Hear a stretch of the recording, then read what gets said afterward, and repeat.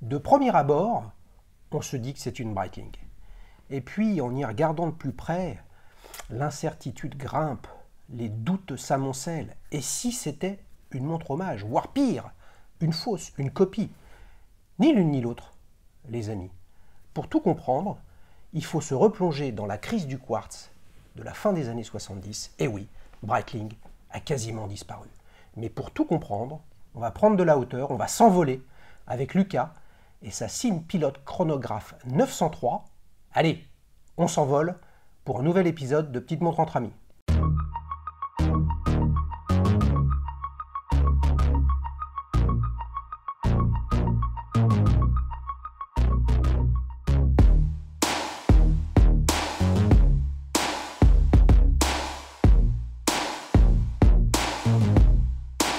Salut Lucas. Salut. Ça va? Ouais, super, au top. Alors t'es chaud là, on est à combien d'altitude?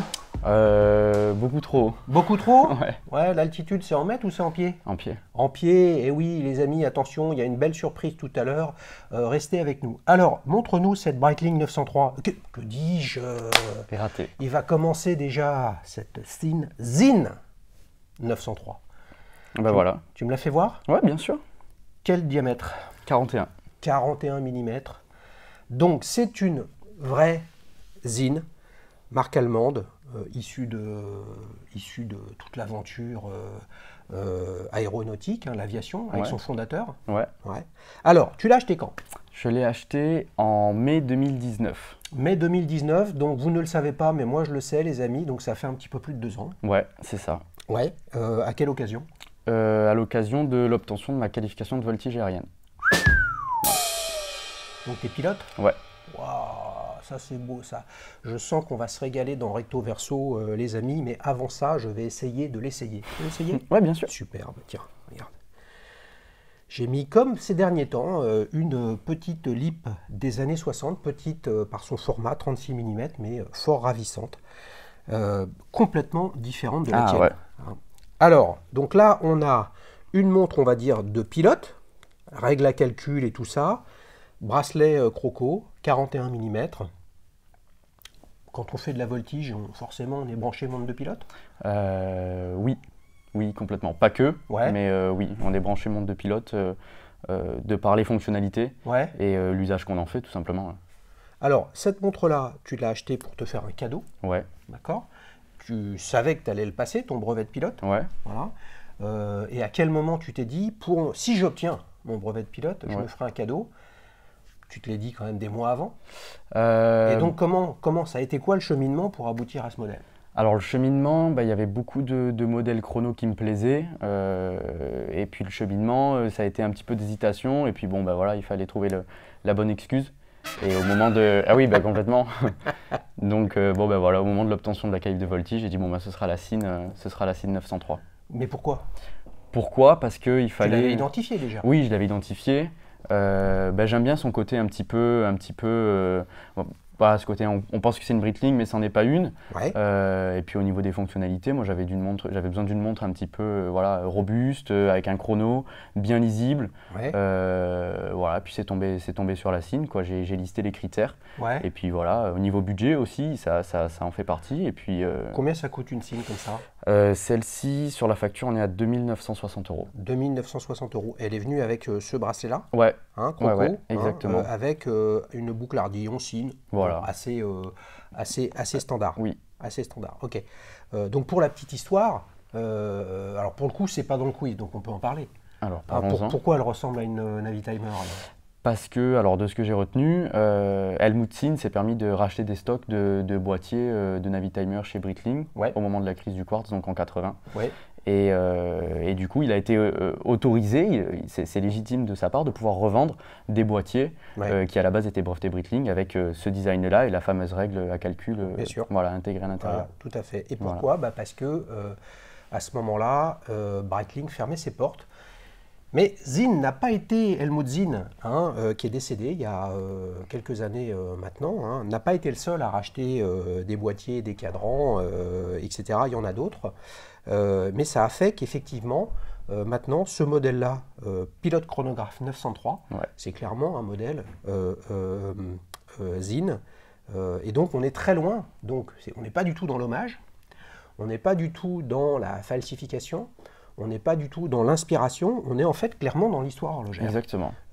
Et Breitling, c'est probablement des marques très connues aujourd'hui, celle qui a vraiment complètement disparu à cause de ça, et qu'en fait qui a en partie survécu parce que ils ont réussi à vendre des machines-outils, des stocks, des modèles, des dessins, des cadrans, etc., etc.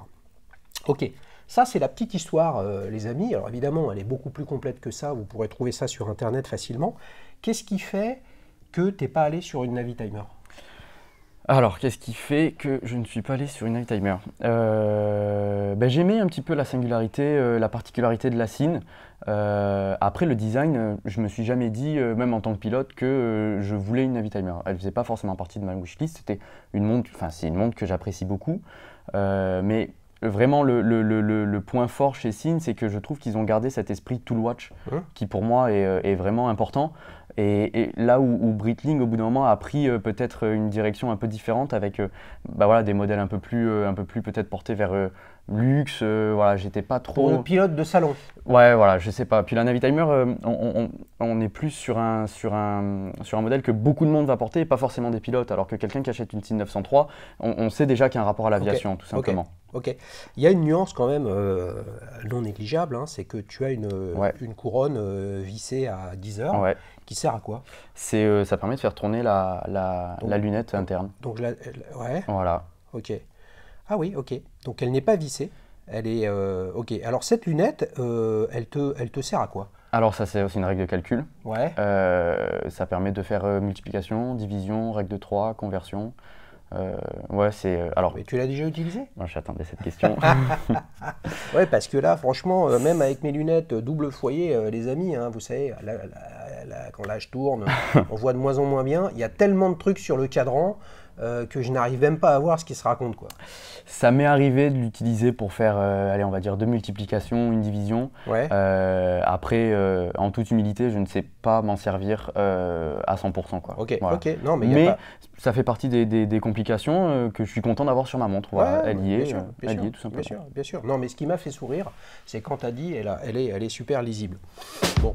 Chacun voit midi, hein, vous connaissez mon expression, chacun voit midi à sa porte, et là, en termes de lisibilité, quand même, c'est le propre de ce modèle-là, que moi, à titre personnel, je trouve trop fouillis, parce qu'il y a trop de sous-cadrans. Il y a le cadran des 60 secondes, il y a le tachymètre, il y en a encore un autre, je ne sais pas lequel c'est, parce que c'est écrit trop petit, mais ça fait le charme. Ça fait le charme aussi, ça fait le charme de la montre. Ouais. Et quelqu'un qui sait utiliser un outil comme ça à 100% te dira qu'elle n'est pas trop chargée, parce que chaque index, chaque marque a une utilisation, a une fonction. Et oui, souvenez-vous les amis, on a un superbe dual time avec une Navitimer Cosmonaut, absolument magique, avec un prof de maths. Donc lui il n'a pas besoin de la règle à calcul pour faire 3 x 4. 3 x 4. 3 x 4, 12. Ah, il a douté, les amis, c'est sympa. Donc, tu as une belle trotteuse avec un petit bout rouge, des sous-cadrans, la date à 4h30. Ok. Ok, tu l'as acheté neuve d'occasion? Neuve. Ouais. Neuve sur le site comment Sinn. tu t'es pris? Sur le site de Sinn? Ouais, sur le site de Sinn.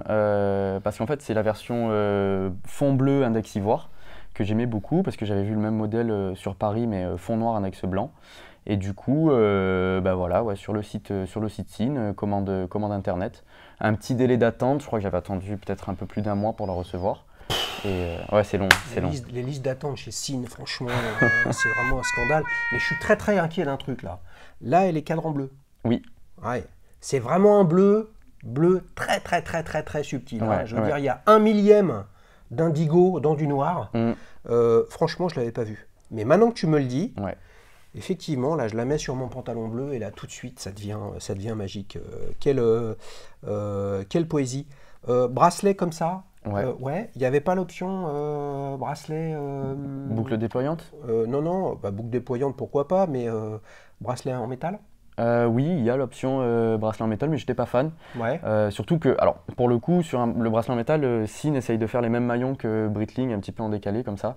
Et de un, j'en suis pas fan. Et de deux, je trouve que c'est vouloir trop la faire ressembler à une Navitimer au final. Donc moi je la trouvais très charmante comme ça avec son bracelet, cognac que tu peux paramétrer sur le site de Sine. Tu choisis ton bracelet, tu choisis ton truc. Ok, je comprends. Vous savez que j'ai l'œil sur la maroquinerie, je vais prendre un petit risque, mais on n'en a pas parlé, mais tu t'es rajouté un trou custom qui n'était pas officiel. Hein. Le trou, non mais ça veut...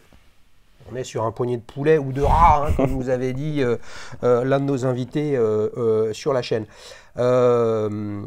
Là, d'un point de vue mécanique, tu t'es préoccupé du sujet, du calibre qu'il y avait dedans, ou tu t'en foutais un petit peu? Non, c'est super important pour moi parce que dans les montres que j'ai vu d'avoir des doublons de mouvements. Et alors, il y a une petite histoire sympa, c'est que il y a des stocks de 903 qui sont montés sur 7750 et d'autres stocks qui sont montés sur Sellita SW500. Tout à fait. Et celle-ci est un Sellita SW500. D'accord. Voilà, donc c'était histoire de dire. Voilà. Bah oui, c'est là où on voit pour le coup la différence entre une Breitling Navitimer, où là, il y a quand même l'histoire de Breitling qui pèse pour eux, et ils ont repris leur outil industriel et ils ont sorti un calibre manufacture Breitling B01 chronographe, qui équipe également les Tudor, chronographes, alors que chez Sine, là on emboîte du Swissmed, ce qui ne veut pas dire qu'il n'y a pas de R&D dans d'autres domaines, on le verra tout à l'heure pour le quiz. Attention les amis. Et après, moralité, tu vois, t'as d'autres montres avec un calibre manufacture? Oui. J'ai une Tudor Black Bay 58. Voilà. Et j'ai une Jaeger LeCoultre Reverso classique. Voilà. Ok. Donc ça veut dire que quand même, ça aurait pu avoir une incidence chez toi sur une Navitimer qui est un mouvement manufacture. Mais là, j'ai l'impression qu'avec la Sine, il y avait la dimension, vous pouvez aller sur le site de Sine, etc. C'est vraiment Helmut Sine qui était lui-même pilote dans la Seconde Guerre mondiale, formateur, etc. Donc vraiment quelqu'un de très, très chevronné qui a démarré comme Breitling à faire des horloges et des chronographes de vol pour les tableaux de bord. Oui, ils en vendent encore d'ailleurs. Tout à fait. Est-ce que cette histoire-là, à titre personnel, te parlait pas plus que celle de Breitling? Oui, aussi, c'est vrai que l'histoire de Sine, de par tout cet engouement pour l'aviation et aussi pour le milieu marin, en fait, c'est juste cette histoire de montre-outil, moi, qui m'a plu. Voilà, c'est des montres de pilotes pour les pilotes, c'est des montres de plongée pour les plongeurs. Et on sent, comme tu dis, en recherche et développement, qui sont vachement là-dedans. Et donc, pour en revenir au mouvement, je ne cherchais pas une manufacture. Je préfère un bon emboîtage et une bonne élaboration d'un mouvement qu'une mauvaise manufacture un peu trop récente, pour en revenir à Breitling peut-être, où on peut rencontrer des soucis. Parce je ne sais pas les amis, dites-nous si vous avez des feedbacks ou des infos ou votre sentiment sur le calibre B01, donc chronographe manufacture de Breitling, me semble-t-il, mais après... alors, j'ai une question que j'ai oublié de te poser.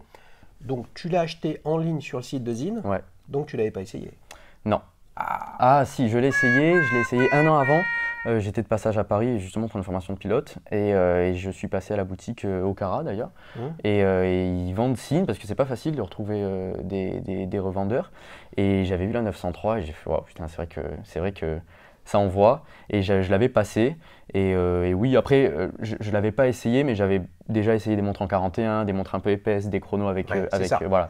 Donc je savais que ça allait passer sur mon poignet et puis parce que là vas-y. On est sur une montre outil donc en fait même l'esthétique sur le poignet c'est pas primordial là, c'était vraiment la fonctionnalité qui m'intéressait. Ok.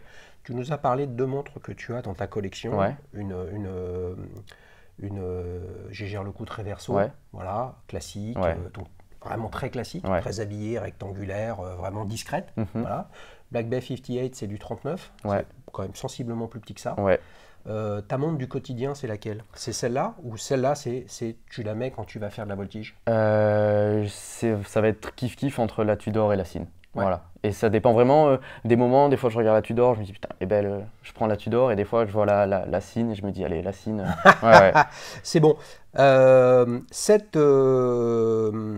que je veux dire? Cette Sine là, est-ce que tu as bossé comme un malade sur ton adjectif qui pour toi la caractérise? J'y ai un peu réfléchi.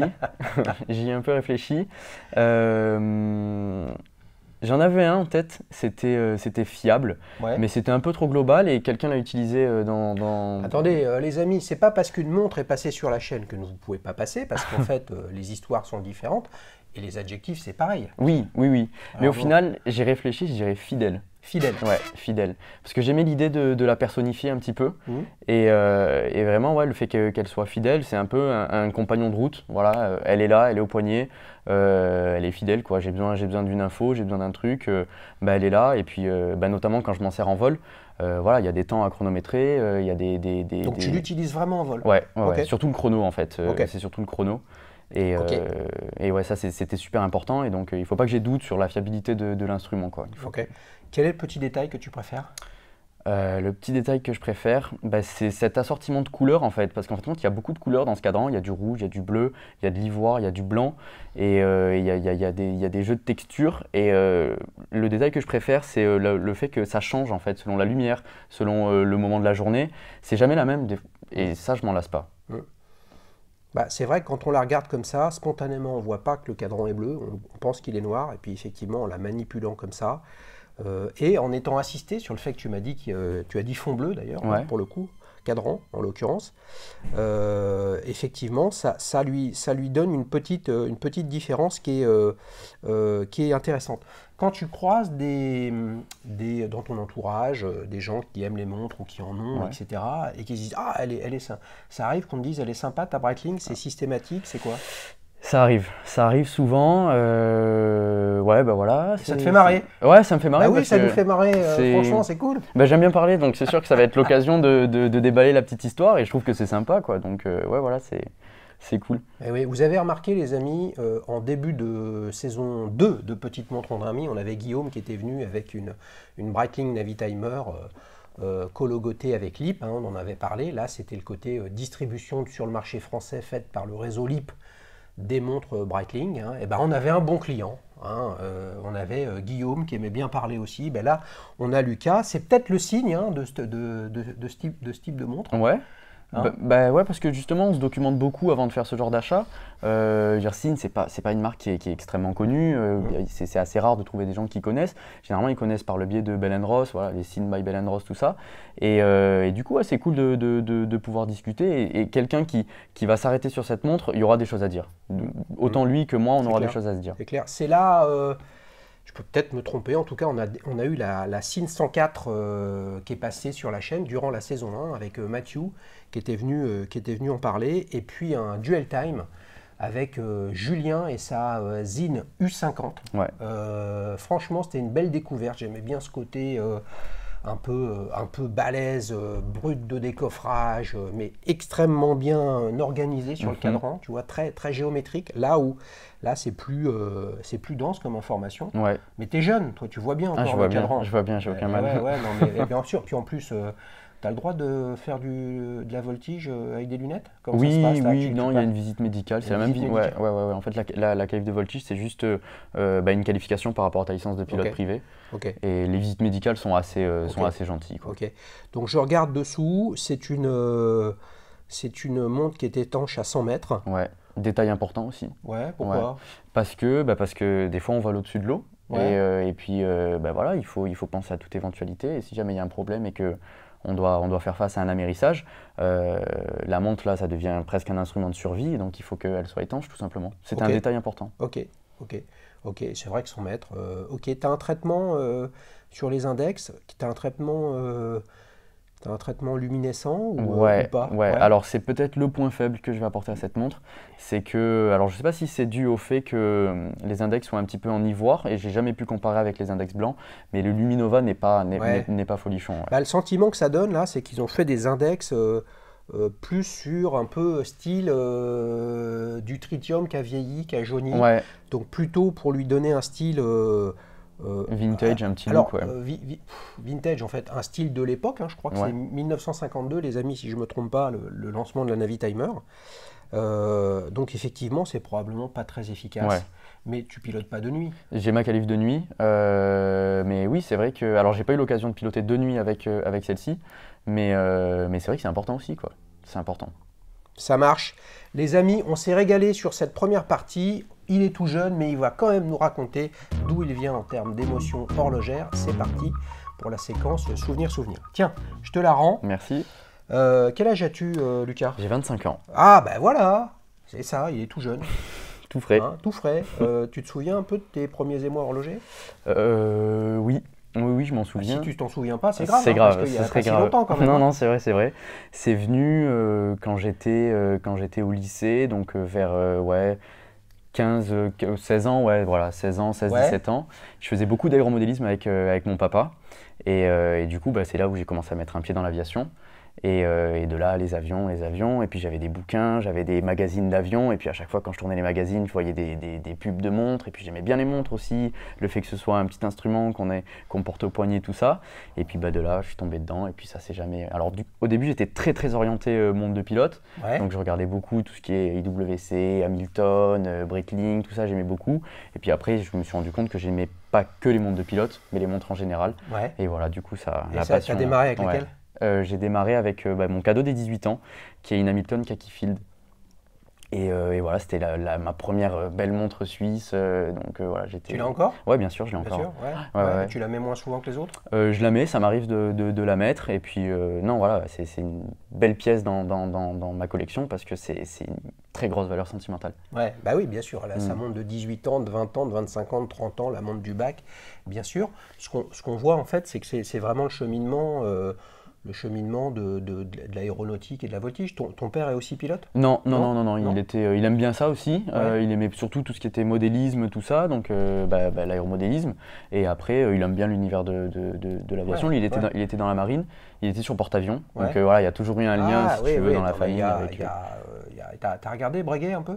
Ouais, Ouais, bah je oui, suis Breguet, Tivin, Oricoste, Oricoste, Dodane. Vixa, Dodane. Ah bah ouais, voilà, bien sûr. oh là, il est dans la panade les amis. Oui. Là, d'où est-ce que tu viens? Je viens des Bouches-du-Rhône. Des Bouches-du-Rhône? Voilà. Ouais. Et là, actuellement, je suis venu des Alpes-Maritimes, Grasse. Ah ben voilà, il me semble que, et je le salue, que Guillaume, qui était venu avec sa Breitling Navitimer, je vais dire une connerie, je pense qu'il est d'Antibes maintenant, peut-être Juan-les-Pins, pardonnez-moi les amis, je ne sais pas si c'est une ville ou si c'est un quartier de C'est pas l'un bien ou de loin. Non, l'autre. c'est 2 villes, ouais, c'est pas bien deux loin. villes, Ah mais ouais, ça n'a c'est pas à été un côté. quartier à un moment Peut-être, Non. mais aujourd'hui, c'est 2 villes, ouais. Bon, en tout cas, les amis, aujourd'hui à Paris, il pleut. Hein. Merci Lucas de nous avoir amené la bonne météo du sud de la France. Il est chaud, j'aime bien mettre la bonne ambiance, etc. pour démarrer le célèbre quiz. Alors, est-ce que tu es prêt? Oui. Donc j'ai concocté, comme d'habitude, je me répète, trois questions. Oui. Faciles. L'idée, c'est d'apprendre des trucs, tu as toutes tes chances, etc. Je l'ai informé, les amis, qu'avec l'âge, parfois on oublie. Là, j'ai oublié la casquette, mais il y a bien évidemment une casquette à gagner si il est bon. Alors, est-ce que tu es prêt pour cette première question? Oui. Dans les années 90, Ouais. donc tu n'étais pas forcément né, J'étais pas né, ça dépend quand Ouais. j'étais peut-être pas né. Zine a fourni de nombreux modèles à une marque française très connue. Réponse A, LIP. Réponse B, Bell & Ross. Réponse C, Yema. Et ben, je crois que j'ai même cité la marque Oui, tout que à l'heure. voulez-vous? Et Oui, je crois bien que c'est Bell & Ross. Ouais. Oui, bonne réponse. C'est ça la beauté de Petite Montre entre amis, c'est que moi je ne sais pas ce qu'il sait, je ne sais pas ce dont il va parler, je sais juste qu'il s'appelle Lucas, il vient du sud de la France et il vient avec une zine, excusez-moi, les germanophones ne vont pas être contents, 903, bien sûr, Bell & Ross by Zine. Ouais. C'est comme ça que Bell & Ross a démarré, avec clairement des montres de pilotes positionnés, aviation, fournis et fabriqués au départ avec un partenariat industriel avec Zine. C'est intéressant. Vous voyez, Zine vient un peu à la rescousse, ou en tout cas rachète des éléments et des actifs de Breitling Ouais. pour faire des montres. Vous avez aujourd'hui des Bell & Ross très prisées. Oui. Hein, les toutes premières iconographes, vous avez des types 20, type Breguet ou Dodane, qui sont des Bell & Ross by Zine. Ça devient des montres de collectionneurs puisque les volumes étaient faibles. Bien sûr. Et ça raconte l'histoire de cette superbe marque qui est devenue Bell & Ross en bientôt 30 ans. Je crois qu'ils vont fêter leurs 30 ans dans 1 ou 2 ans. Et bravo à eux. Eh ben, écoute, tu mènes 1-0. Ouais. Bon, je lui ai filé la plus facile. c'est la plus facile. Bien sûr. Hein. Alors là, vous allez voir, il va moins rigoler. Alors, elle est un peu alambiquée cette question. Ah ouais, un peu vicieuse. Ouais. Allez, c'est. Trouve la bonne réponse Ouais. parmi ces 3 collections Zine au nom très atypique. Donc je vais te donner le nom de 3 collections, Ouais. a priori Zine. Mhm. Il n'y en a qu'une seule qui est vraiment une collection Zine. Les autres, ça D'accord. n'existe pas. Ok. Réponse A, Frankfurt Financial District. Ouais. Réponse B, Eintracht Frankfurt. Réponse C, Frankfurt Wurst. Et... Alors pardonnez-moi pour l'accent parce que c'est en partie en allemand, en partie en anglais. Hein. Alors, parmi ces 3 réponses, il n'y en a qu'une seule qui Ouais. est une collection de signes. Ouais. Il me semble. Frankfurt Financial District, Eintracht Frankfurt, Frankfurt Wurst. Alors, j'ai pas mal feuilleté le site de Cine et je sais qu'il y a une collection qui s'appelle Montre de la place financière. Et donc, du coup, je pense que c'est la réponse A. C'est pas le Frankfurt Wurst? Et c'est pour ça que j'hésite. Frankfurt Wurst, tu parles allemand ou pas? Pas du tout. Bon, d'accord. Je vais pas l'aider quand même, les amis, ça se fait pas. Donc ta réponse est là. Maintenant, j'ai le doute. J'ai envie de dire la C. Je ne sais pas. Je vais rester sur la A. Eh oui, bonne réponse les amis, bien sûr.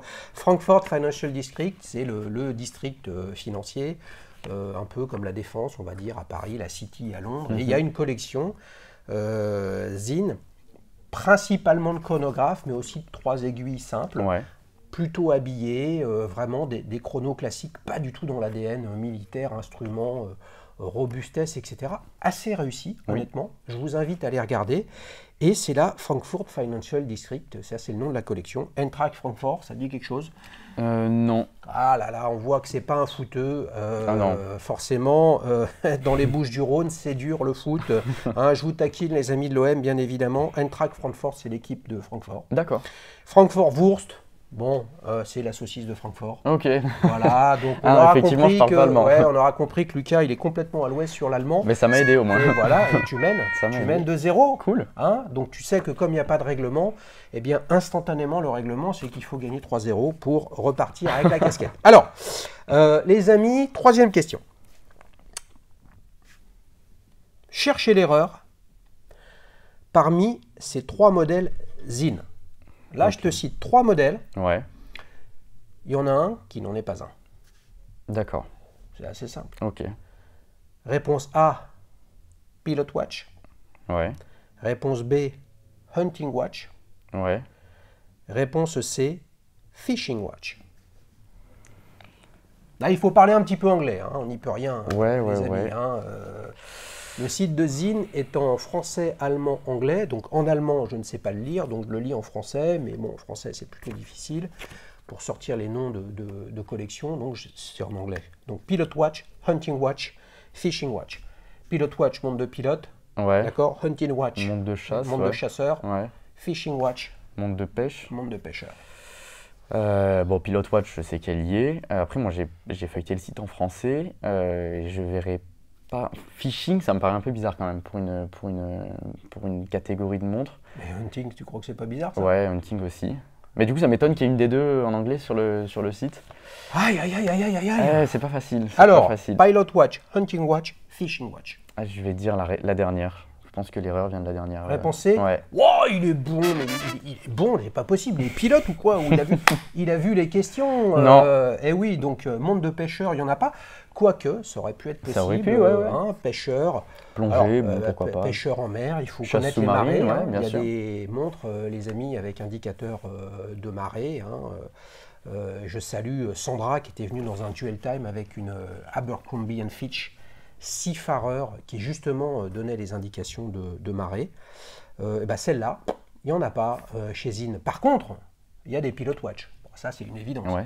Mais il y a aussi une Hunting Watch. Ok, bah là tu m'apprends un truc. Eh ben voilà, Hunting Watch, les amis. Alors, c'est une montre de chasseurs, les amis. La chasse, c'est bien, je sais pas bien. Ce n'est pas le sujet du jour. En tout cas, en Allemagne, tu peux chasser de nuit. D'accord. Mais pour chasser de nuit, tu n'as pas le droit d'avoir d'éclairage portatif. Donc, l'objectif, c'est de savoir où va en être la Lune. Est-ce qu'il va y avoir une Lune très lumineuse? Et il y a un cadran à 6 heures sur ce modèle que vous voyez défiler devant l'écran. qui permet d'avoir une indication de on va dire, la luminosité potentielle de la Lune à un moment donné, qui fait que c'est le bon moment ou non pour aller chasser. En pleine nuit, ok. Et honnêtement, déconnectons les sujets de chasse ou pas chasse, c'est conceptuellement intéressant, et en plus je la trouve plutôt pas mal réussie. Voilà, avec un chrono, SW500, Célita, de la bonne cam, toujours dans le tronçon, on va dire 2005-3005 de chez Sinn. Eh bravo! Wow, Lucas! J'ai gagné une casquette que tu as oubliée. Ça me fout super mal à l'aise. En plus, il me le rappelle, il a bien évidemment raison. Ce qu'on fera, c'est qu'il viendra me chercher avec son avion et puis on ira faire un tour. Et puis pour le coup, je lui filerai la casquette qu'il a gagnée. Les amis, tonnerre d'applaudissements pour Lucas. Il est content, il nous vient du midi, il nous a amené la pluie. Mais avec tout le soleil qu'ils ont et que vous avez dans la région, une casquette, c'est vraiment super utile. On enchaîne, les amis, avec, vous le savez, la nouvelle séquence de la saison 3, qui est une séquence surprise et qui a vocation à découvrir un modèle de montre avec un rapport avec ce dont on a parlé jusqu'à présent. Voilà. Donc la montre que je vais lui faire découvrir, c'est celle-ci. Pour l'instant, il ne la voit pas. Pardonnez-moi pour la prononciation, parce que c'est pas simple. C'est une Olech et Vache. Je ne sais pas si tu en as entendu parler. Eh oui. Ah là là là là, c'est magnifique. Tiens, regarde. Je te passe une belle photo. Elle est magnifique. Et que tu nous dises un petit peu ce que tu en penses. Donc là, on a un chrono panda inversé, hein, c'est-à-dire cadran noir unicompax avec 2 sous-cadrans blancs. Je te dis juste pour tous nos amis abonnés, et si vous n'êtes pas abonné d'ailleurs, c'est le moment de le faire. Pourquoi ce modèle-là? Puisque cette marque est née en 1956, et figurez-vous qu'au même moment où Sinn a racheté des boîtiers, des cadrans, eh bien, Olech et Vache a racheté des cadrans, des machines-outils, et eux aussi, ils ont sorti une Navitimer qui ne s'appelle pas Navitimer, qui s'appelle une Olech et Vache Aviation. Pardonnez-moi pour la prononciation. Sauf que là, on a le modèle Navicron S. Qui est tout Alors, récent. qu'est-ce que tu en penses? Ah bah ouais, ça a de la gueule. Ça a de la gueule et je l'ai pas mal regardé aussi. Je me suis documenté dessus. Et ouais, c'est vraiment le bon mélange entre montre de plongée et chrono. Très lisible, très fonctionnel. Ouais, très, on sent, elle dégage de la robustesse, quoi. Alors, au-delà du design, cette montre a une caractéristique qu'on ne voit pas tout de suite, mais qui est écrite sur le cadran, c'est qu'elle est étanche à 500 mètres. Donc là, si tu tombes en avion, ce qu'on ne souhaite pas, a priori tu flottes au départ, si tu t'es pas écrasé, et tu ne descends pas à 500 mètres. Donc là, l'étanchéité de 500 mètres. Mais vous vous rendez compte, 500 mètres quand même, c'est quand même un sacré boulot. Alors, venons-en sur le design. Qu'est-ce que tu en penses? Le design, j'aime beaucoup. J'aime beaucoup. Surtout, j'avais regardé le modèle plongée qui est le OC1000, je crois. Et j'aimais beaucoup l'histoire aussi de cette marque-là. Et ce bracelet grainerie, je trouve qu'il a l'air costaud. Et non, j'aime bien. Rien qu'en la voyant, j'ai envie d'appuyer sur les boutons poussoirs. Le petit chrono, le totalisateur des minutes qui rappelle l'aspect chrono avec la trotteuse aussi. J'aime bien, c'est lisible, c'est bien. Qu'est-ce que tu as remarqué d'autre comme complication? En complication, il y a une date à 6 heures, qui est bien située aussi. Qu'est-ce que tu préfères comme petit détail? Alors moi, le petit détail que je préfère, j'aime beaucoup la finition des aiguilles sur ces modèles-là. Brossé comme ça, je trouve que c'est très joli. Et non, l'aspect général est vraiment réussi. J'aime beaucoup. Alors c'est intéressant, on pourrait se dire que c'est vue comme ça, c'est une jeune marque, etc. En fait, pas du tout, 1956. Donc c'est vraiment des gens qui ont commencé dans la distribution de montres à l'époque, et puis après qui se sont dit mais non, mais on va nous-mêmes proposer au marché nos propres modèles en intégrant des mouvements, notamment au chronographe Landron Valjoux. Et là c'est encore un Valjoux 77-53. Donc faut pas oublier Valjoux qui est quand même un des plus grands fabricants historiques de mouvements chronographes. Qu'il soit automatique ou non. Plus ou moins 2000 €, qu'est-ce que tu penses du positionnement prix de cette Olech et Vache? Évidemment, je ne sais pas si ça se dit comme ça, mais je tente ma chance. Plus ou moins 2000 euros, oui, bah, c'est les prix, hein, c'est les prix d'un bon chrono automatique. Bon, bah voilà, Calibre Valjoux, on sait sur quoi on part, donc non, voilà, on va Ouais, dire. on est à 1000 euros de moins que Dazine. Ouais, on est à 1000 euros de moins. Non, ouais, pour moi, non, c'est justifié, c'est justifié. Le design est réussi, l'étanchéité aussi est assez impressionnante, surtout pour un chrono, on s'y attend pas. Un chrono étanche à 500 mètres, c'est quand même assez rare. Mmh. Donc non, c'est même un bon prix, elle est super bien placée. Ouais. J'ai du mal à trouver une équivalente là sur le marché. Bien sûr, étanche à 500 mètres sans avoir des boutons poussoirs vissés. En plus. Le choix de cette montre, je vous l'ai expliqué au départ, provient du fait qu'ils ont linéaire, aussi proposé un Olej et Weich Aviation et qui ressemble, avec des cadrans, même boîtier, ouais. avec des cadrans de chez Breitling. Tu penses que ça va bien, justement, il est beau, c'est beau un bracelet grainerie. Ouais. Est-ce que ça va bien sur une montre comme ça? Alors moi, je préférais le bracelet grainerie sur la plongeuse, la vraie plongeuse, là. Après, sur un chrono, moi je suis très cuir, tissu, j'aime beaucoup. Ouais. Je pense elle serait quand même super belle aussi avec un joli bracelet cuir bien costaud, bien large. Alors c'est un modèle qui est sorti il y a tout juste un an. D'accord. Et il y a une mauvaise nouvelle. Ah. Ah ouais, c'est qu'elle est en rupture de stock, les amis. Donc vous pouvez aller sur le site de la marque. Il y a plein d'infos intéressantes justement sur leur histoire. Tu parlais de leur plongeuse 1000, Ouais. qui est en fait étanche à 1000 mètres. Hein. C'était la Olej et Weich Caribbean, Oui. une des toutes premières montres de plongée étanche à 1000 mètres. À 1000 mètres. Vraiment intéressant. Et là, on était au début des années 60. Vous voyez, ça ne nous rajeunit pas. Comme quoi, le monde des Toolwatch, hein, que ce soit aviation, plongée, etc., vous avez bien compris que ce n'est pas réservé à Rolex, à Omega, etc. Il y a énormément d'autres marques qui ont plus ou moins souffert, plus ou moins disparu. Chez Olej et Weich, ils ont comme caractéristique quand même, c'est que même quand ça allait vraiment mal, mais finalement ça allait pas trop mal pour eux, puisqu'ils ont racheté des stocks chez Breitling, Ouais. qui lui s'était fait globalement balayer par l'arrivée des montres plus précises et moins chères, Ouais. venant notamment du Japon.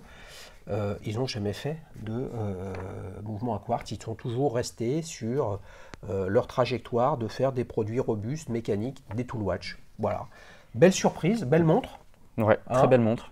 Franchement, je ne sais pas où c'est distribué, les amis. Rendez-vous sur leur site. Vous aurez toute façon plus précise. Vous avez bien compris que cette séquence, l'idée, c'est de partager des modèles comme ça, plus ou moins inconnus, et d'avoir un spécialiste, les amis, du pilotage d'avion qui réagit à ce modèle-là. Les amis, avant d'enchaîner pour la séquence suivante, combien tu lui mets de 0 à 10? Ah, un bon 8 sur 10. Un bon 8 sur 10? Ouais, elle le mérite. Ah ouais, oui. Là, il est en train de se dire, il va falloir que j'économise 2000 balles et que je me mette sur la liste d'attente chez Olej et Weich pour cette Navicron S. Les amis, on enchaîne sur la séquence suivante, recto verso. Là, j'ai super envie que tu nous parles de voltige, mais est-ce que tu as envie de parler de ça ou d'autre chose? Ah bah oui, carrément, non, je suis venu pour ça. Donc, Alors attends, la voltige, là, explique-nous concrètement ce que c'est. Alors la voltige, c'est une qualification qui s'ajoute à la licence de pilote privé. Donc quand tu as une licence de pilote privé, tu es pilote, tu peux piloter un petit avion. Généralement, c'est du monomoteur 4 places. Et puis quand tu en as envie, si tu en as envie, tu peux ajouter à ça ta qualification de voltige aérienne qui te permet de prendre un avion spécialisé pour la voltige et aller faire des loopings, des tonneaux. Donc tu fais des figures. Des acrobaties aériennes, exactement. Ouais. Et là, c'est des avions différents? Oui, complètement. Ça va être un petit peu à l'image d'une petite voiture de sport. On va être sur des avions qui peuvent être un peu plus petits, mais surtout beaucoup plus rigides, parce que ils encaissent des contraintes qui sont quand même très différentes. Et voilà, un peu plus péchu aussi au niveau du moteur, voilà, avec des performances un petit peu accrues. Et oui, c'était surtout des avions qui sont spécialisés pour la voltige. Voilà. Monomoteur. Monomoteur. Ouais. Ouais. Ouais. Et donc, pour faire la voltige, c'est la même chose que pour naviguer en plaisance, on va dire. C'est-à-dire que tu vas dans un club et puis tu loues un avion à l'heure. Exactement, voilà, c'est ça. Se C'est un passe. club de voltige. Je leur fais coucou d'ailleurs à Cannes Voltige, puisque je suis basé à Mandelieu, à l'aéroport de Cannes Mandelieu. Ouais. Donc voilà, on a un CR100 Et puis, CR100, c'est le nom de l'avion? c'est exactement, c'est le nom de l'avion. CR100, c'est quel fabricant? Il me semble que c'est CR100 tout simplement. D'accord, Voilà, ok. c'est des kits de construction. Ouais. Et donc voilà, donc c'est un très bon avion. Et puis après tu loues ton avion et puis on a des axes de voltige qui sont réglementés, on fait pas de la voltige n'importe où. Et puis une fois que tu es au-dessus de ton axe de voltige, le contrôle aérien est au courant et puis là tu peux faire tes évolutions. Ok. Donc quand tu pars pour voler et Ouais. faire de la voltige, Ouais. tu pars pour quoi? Pour 1 heure, pour 2 heures? Alors là, c'est assez éprouvant, surtout si tu as un passager qui lui n'en a jamais fait. Mais généralement, c'est des sessions grand max qui vont durer 40-45 minutes de vol, quoi. De vol, Ouais. dont... Dont le trajet pour aller à l'axe. Ouais, Donc voilà, ouais. après vraiment si tu envoies de la voltige pure, à mon niveau, après bien sûr, quand l'instructeur, lui, toute la journée, il fait des vols, il a une autre accoutumance à ça. Mais voilà, on va dire qu'en règle générale, une bonne session de voltige, ça va être 20-25 minutes. Ok, Voilà. d'accord. Alors, tout de suite, voltige, moi je pense looping, hein. Ouais. Donc le looping, c'est tu fais un tour comme ça, Ouais. tu montes et tu peux faire un looping avec ton... Ouais, avec bien ton sûr, avion? bien sûr, bah, c'est un peu la figure de base. Si tu veux, tu vas avoir le looping Ouais. et tu vas avoir le tonneau. Ouais. Et ouais, bien sûr. Attends, le tonneau, c'est tu tournes comme ça ouais, en avançant, ouais, exactement. Ouais. Et le looping, bah, c'est la boucle, quoi. mais tu fais vraiment la boucle ou alors tu montes et puis après l'avion tombe et tu le reprends. Ou c'est Non, vraiment un alors, looping ça, c'est- quasiment circulaire. Ouais, c'est circulaire. Le looping, c'est circulaire. Ce que tu dis, c'est une autre figure. Ouais. Donc voilà, en fait, on a un catalogue qui s'appelle le code Aresti et qui répertorie toutes les figures de voltige. Aresti, c'est le C'est le nom de du quelqu'un? monsieur, ouais, c'est le nom qui du a monsieur mis qui ça l'a en inventé, place, ouais. qui est italien, je crois, si je dis pas de bêtises. Ouais. Et donc du coup, il a répertorié toutes les figures de voltige avec un petit code. Ça commence par un point, ça finit par une barre. Et quand c'est en pointillé, c'est quand l'avion est à l'envers. Et voilà, et donc du coup, tu pars avec un programme de voltige où toutes les figures sont mises bout à bout. Tu évolues dans un box imaginaire, donc c'est un espace dans lequel il ne faut pas sortir.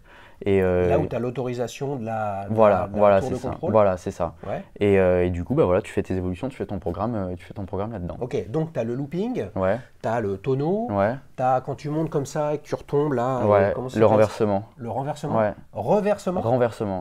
Voilà. Et toutes ces figures, c'est un truc de dingue, hein. Évidemment, il les fait avec sa CIL 903, sinon il ne pourrait pas les faire s'il ne l'avait pas. Non. Ah, bah oui. C'est dans un document, à Aresti, tu dis, Ouais.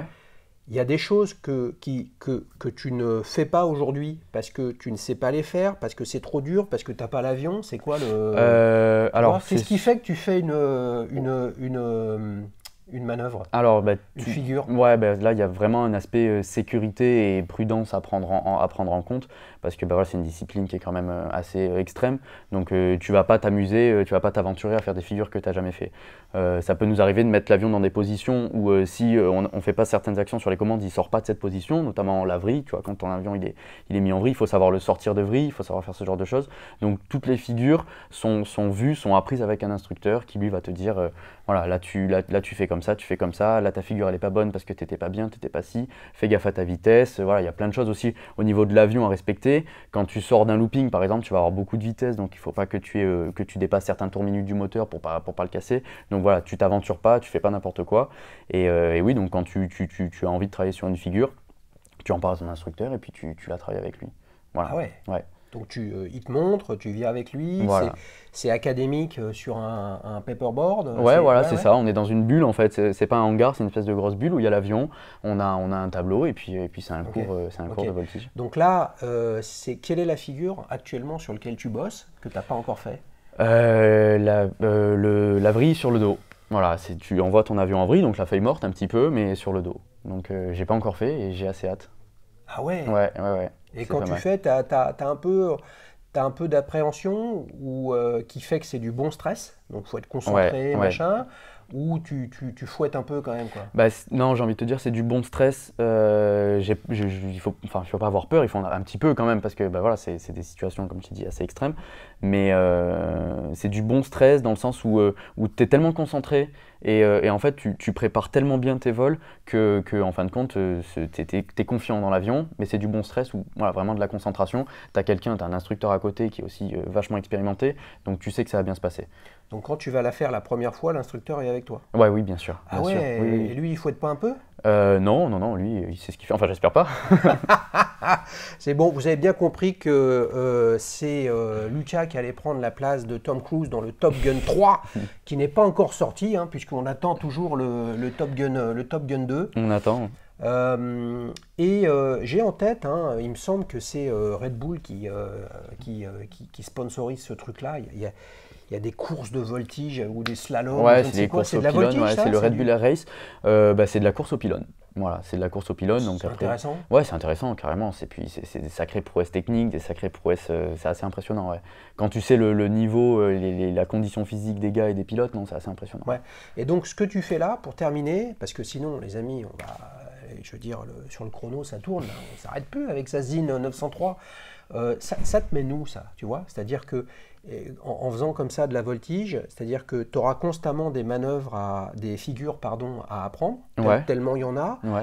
Tu vois, c'est quoi la suite? Tu veux atteindre un niveau, tu es juste dans une logique où ça te plaît, tu avances, tu vois, Ouais, non, c'est vraiment, c'est quoi tes objectifs c'est là-dedans? vraiment du loisir, quoi. Moi, j'aime bien quand même les sports à sensation, ce genre de choses. Et donc, j'ai pas de but, si ce n'est l'amélioration et puis la performance, quoi. Mais sinon, non, c'est vraiment du loisir. C'est beau ça, c'est beau. Bon, maintenant il pollue quand même beaucoup.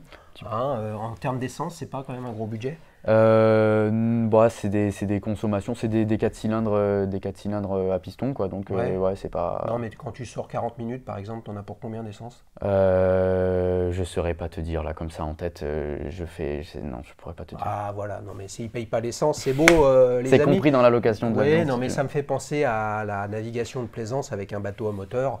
Dès que tu accélères, tu vois la jauge, Ouais. tu te dis waouh, ça va chiffrer au retour. Les amis, on enchaîne pour la dernière séquence, ta prochaine montre. Est-ce qu'il y a quelque chose dans le tuyau? Parce que là, tu as 25 ans, donc tu as franchi les 18, les 20, les 25. Ouais.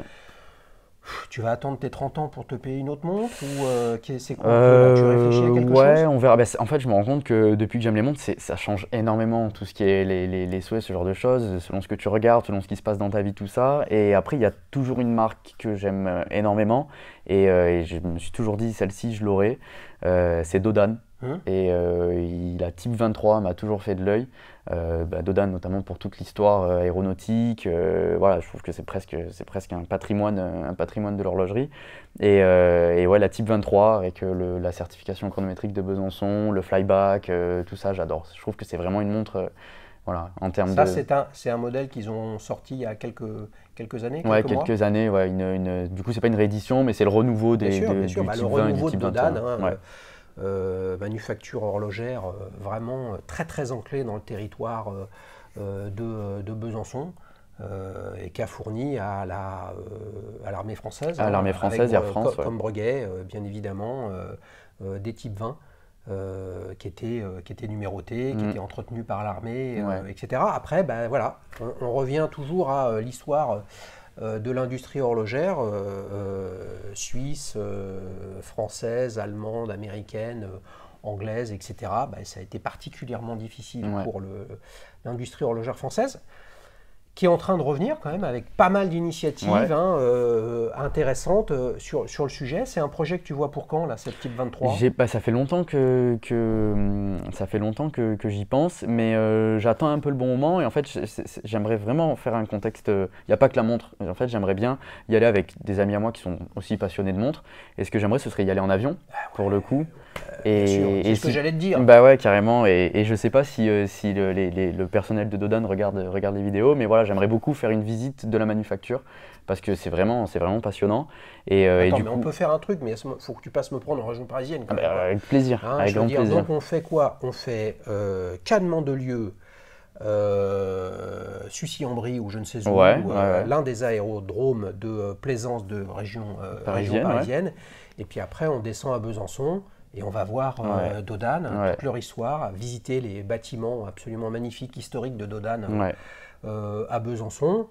Et puis après, on va voir ce qu'ils ont à nous proposer comme montre. C'est ça. C'est bon? On peut Ouais. monter à combien dans ton avion? Bah du coup, c'est 4 places, donc j'ai 3 4 places, mais attends, il y a passagers. des contraintes de poids. Hein. Il y a des contraintes de Eh, poids. si je viens, on sera peut-être que On 3. sera Les amis, si vous voulez venir avec une Dodan sur la chaîne, bah, vous avez compris que c'était le moment parce que il a un petit doute encore. Hein. Il est sûr à 99%, mais un petit épisode de petite montre entre amis avec une Dodan, je suis sûr que ça peut le convaincre.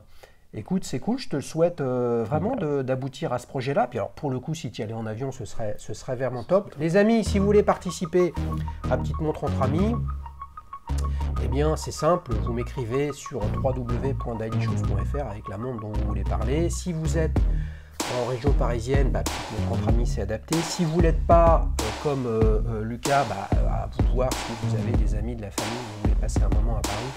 Comme ça, on peut l'enregistrer. Sinon, Duel Time ou Battle avec un collectionneur, c'est adapté aux personnes qui ne sont pas en région parisienne. Lucas, merci beaucoup. Merci à toi, Xavier. Je ne sais pas s'il est venu en avion, les amis, mais il nous a fait quand même tourner la tête avec sa Zine 903. Allez, ciao, ciao!